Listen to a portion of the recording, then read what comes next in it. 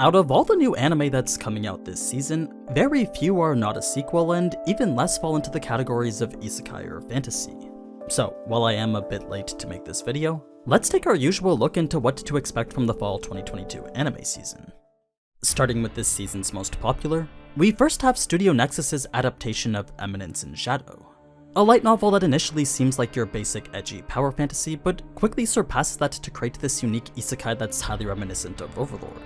What I mean is that the way this overpowered protagonist approaches a lot of his conflicts is similar to the way Ainz is perceived when he approaches his. They both appear significantly cooler at the end.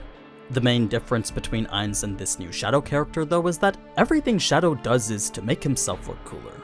It's the core comedic element that makes this series so enjoyable in the first place. Whereas Ainz happens to do so inadvertently, this Shadow goes to extreme measures to make sure the situation is perfect for that.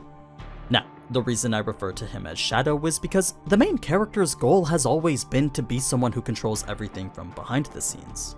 He's the type of person who makes himself the side character by day, but in actuality uses his power to lead an organization against a cult of evil.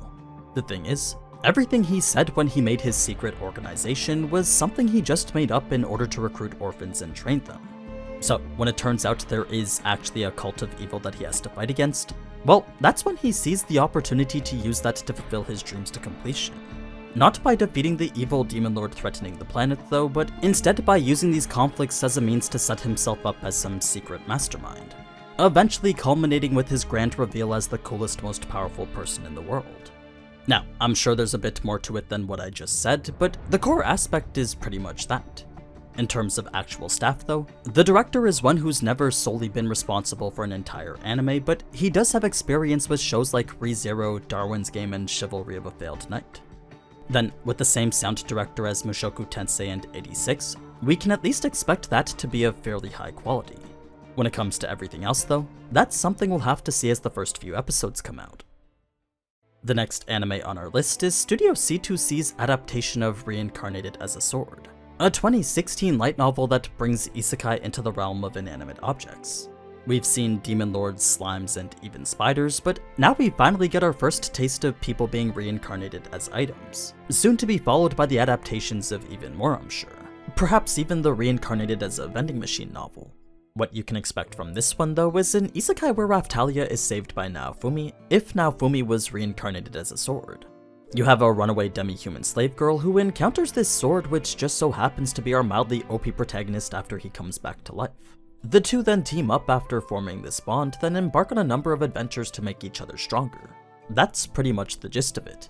There isn't anything extremely groundbreaking, but if you're a fan of constant adventure with a decent amount of action, then this is probably a show for you. It's your standard fantasy involving a weak character becoming stronger. What we have next is yet another isekai revolving around a Villainess, another comedic fantasy where the protagonist finds herself as a character in her otome game. And just like Katarina from the Villainess anime before this, so too does this new girl strive to change the horrible fate awaiting her.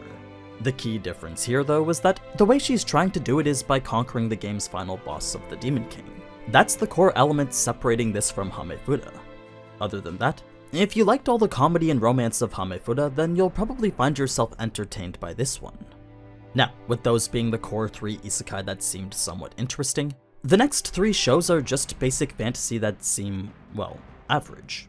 There's one where the title spells out the entire plot of the series, another where the title spells out the entire plot of the series, then another where the title only kinda sorta spells out the entire plot of the series. Then, with all 3 being done by rather subpar studios, there isn't much to point out other than the small quirks that make each of them different.